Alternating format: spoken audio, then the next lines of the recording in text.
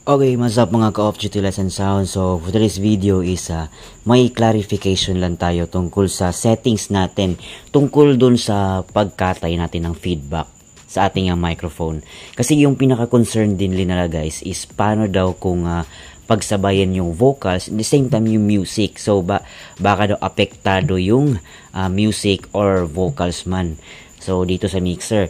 So, halimbawa, di ba guys, ang ginawa nating una is nagkatay tayo ng high frequency dyan para matanggal natin yung feedback. Okay, first of all guys, yung equalizer ko guys is ginagamit ko talaga is pangtanggal ng feedback. Hindi pang change ng frequency kung gusto ko makalabog or makalansing or mamid. So, hindi ko siya ginagamit dyan guys. Ang ginagamit ko dyan is yung crossover. Okay? So, yung equalizer ko lang talaga guys is ginagamit ko lang talaga exclusively. Sa akin guys ewan ko lang sa iba, pero sa akin ginagamit ko lang talaga siya pangtanggal ng feedback. Lalo na yung microphone output talaga natin yung pinaka-essential talaga para sa akin. Ang pinaka-importante sa akin yung microphone talaga na malinis at walang feedback. So ginagamitan ko siya ng equalizer exclusively pangtanggal ng feedback. Okay, so halimbawa guys, nagkatay tayo, nag-check tayo dito, tinanggal natin yung feedback. Halimbawa lang guys yung ma-feedback dito is si 3.15 at saka si, let's say si 5K din, at saka si lubog na si 8K at saka si 12.5 konti. Halimbawa lang ganyan. Kasi yung settings natin sa EQ guys is hindi talaga permanenteng ganyan. Okay? So magdedepende yan sa lawak ng area o gaano ba kulog or kalawak. So mas malawak, mas less feedback. So, mas kulog or mas sikip yung area, so mas ma-feedback siya. So, most likely, mas maraming frequency or yung makakatay natin. Okay, anyway, back to topic tayo. Halimbawa, ganito yung itsura ng ating equalizer. Nakatay natin konti si 3.15, si 5K, tapos si 8K, sagad na, natanggal na natin talaga kasi matakaw talaga sa feedback. Tapos si 12.5, ganun. So, we all know na ang resulta nito guys is medyo ngongo na yung tunog niya. Kasi nga most frequency, mga high frequency is nakatay natin. So anong gagawin mo? Kung ibalik mo sa pwesto yung mga band natin para hindi siya magtunog ngongo, wag na. So kung gagawin mo yun, mawawalang saysay yung settings mo dito sa pagtanggal ng feedback. Kasi binaba mo kasi yan para matanggal yung feedback. Okay, so let's say, ganyan yung itsura niya guys, no? At wala na talagang feedback. Zero na. But yung side effect niya is medyo ngongo yung tunog ng ating microphone. So, halimbawa, dito guys, nag-tap tayo dito microphone. Tapos, flat mo muna. Okay? Tapos, pag sound check mo guys is medyo ngongo yung tunog. Ma-bass siya. Tapos, wala masyadong high at saka walang masyadong mid. So, anong gagawin mo? Mag-change ka ba ulit dito? Mamanipulahin mo ba dito ulit? Hindi na. Yung gagawin mo guys is yung sinabi ko dati. So sa nakaraang video ko is kunan mo ng low. Okay? Kunan mo ng low. Huwag naman totally i-off mo talaga yung low. Mag-set ka muna ng mga 9 o'clock muna. Starting mo muna 9 o'clock. Kasi wala naman talagang standard. But sige, set mo muna ng 9 o'clock. Tapos bigyan mo siya ng high, mga 2 o'clock. Ganyan. Tapos yung mid, bigyan mo kahit mga 1 o'clock. Okay. Tapos sound check ka ulit. Kung ngongo pa ba. I'm sure hindi na yan ngongo, guys. Okay. So, pasensya din sa words, guys. Kasi wala akong maisip na ibang description para sa ating sinasabi. Or sa term ng ating sasabihin. Okay. So, let's say 9 o'clock tayo. And then, mga 2 o'clock na high and 1 o'clock na mid. So, I'm sure, guys, hindi yan ngongo. Most likely, mag-equalize yan. But depende pa rin sa pandinig nyo. Kasi kung sa iba, okay na. But sa'yo, hindi. Kung kulang pa rin sa'yo yung high, dagdagan mo ulit. Dagdagan mo ng konti pa ng high. Hindi naman yan mag-feedback na. Kasi nga, tinanggal mo na yung certain frequency na mag-feedback. Okay? So, halimbawa, si 8K talaga yung feedback, sinara mo na. So, hindi na mag-feedback. Mag-a-adjust ka na lang doon at hindi na yan maapektuhan kasi naka-set ka na dito, natanggal mo ng feedback gamit yung equalizer. Okay, so let's say, ito na yung settings mo. 2 o'clock ng high, 1 o'clock ng mid, at saka let's say 9 o'clock na low. And then, in that settings is, satisfy ka na, hindi nangongo, malinaw na yung vocals mo, okay na. Tsaka nakaset ka na ng gain stage, assuming guys nga ganyan, okay. Ngayon, yung isang tanong niya, may nag-comment din. Hindi siya basher guys, bali. Clarification lang yung tinatanong niya. Okay, ang tanong din niya is, paano daw pagsabayan yung music?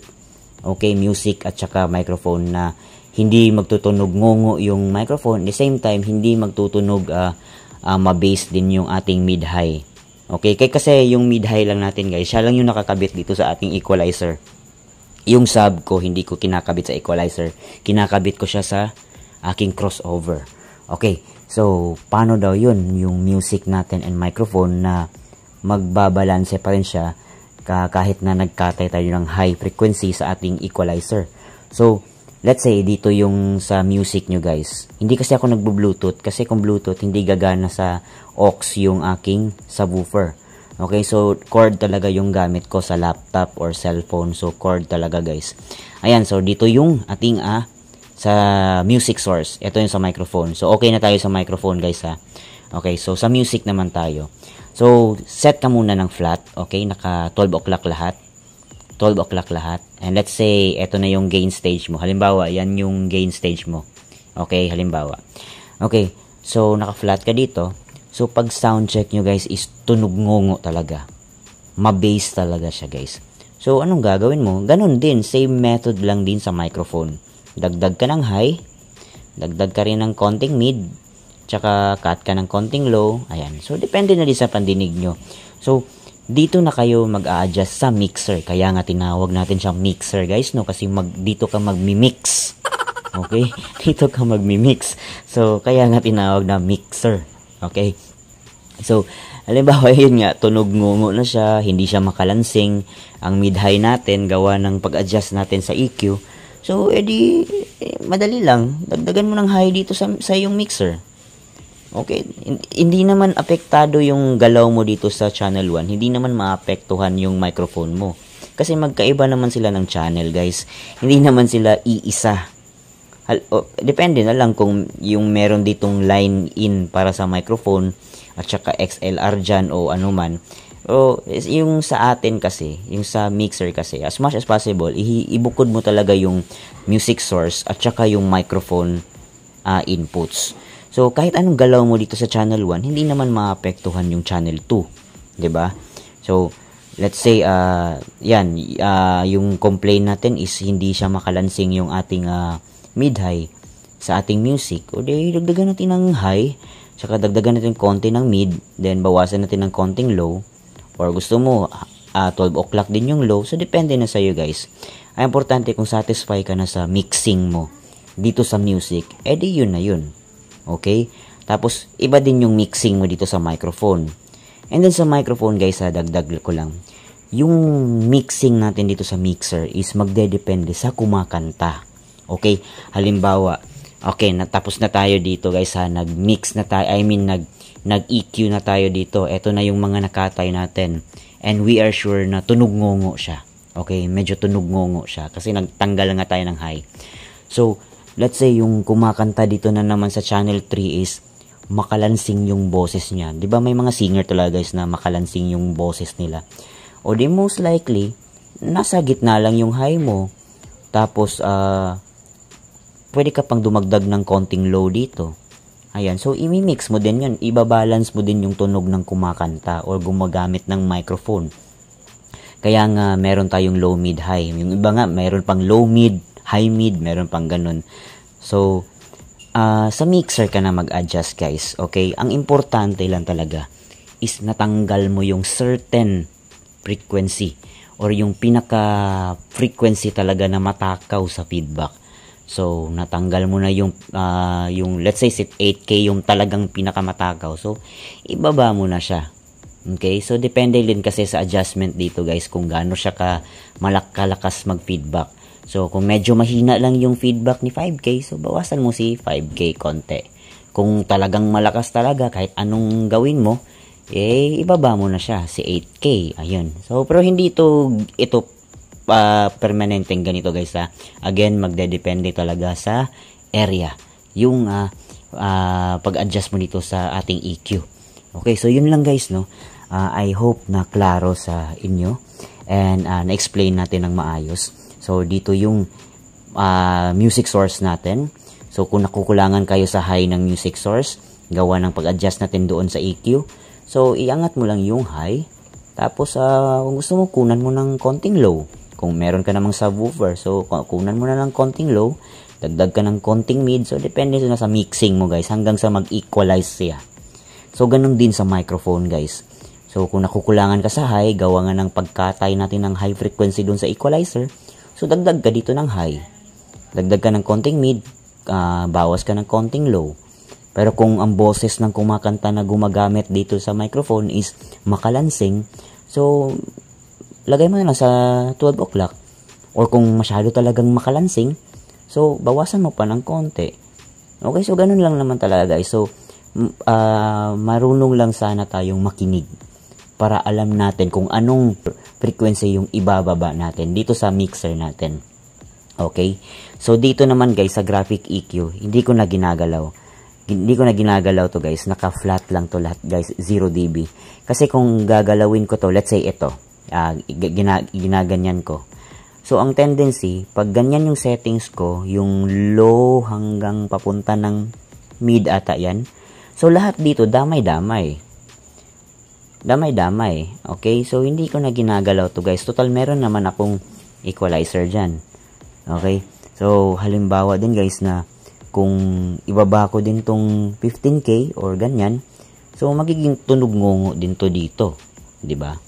So most likely or yung para sa akin, hindi ko na talaga to ginagalaw, guys. Naka-flat lang 'yan. So yung ginagalaw ko lang is yung low, mid, high dito at saka yung kinakatay ko yung matakaw na frequency na nagfi-feedback, matakaw sa feedback. Okay, hindi yung si 8K lang palagi, si 5K, hindi ganun guys. Yung matakaw sa feedback na frequency, certain frequency, siya yung binababa ko. Okay?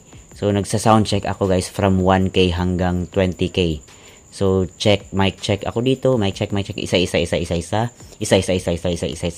Hanggang sa matumbok ko kung sino talaga yung matakaw sa feedback. Okay, so I hope guys na medyo humaba na tayo. Yun lang naman guys, no. I hope na klaro. At kung may kulang man o may clarification pa, so mag-comment lang kayo down below guys. Okay? So hanggang sa susunod na tutorial, mga Call of Duty Lesson Sounds. Alright!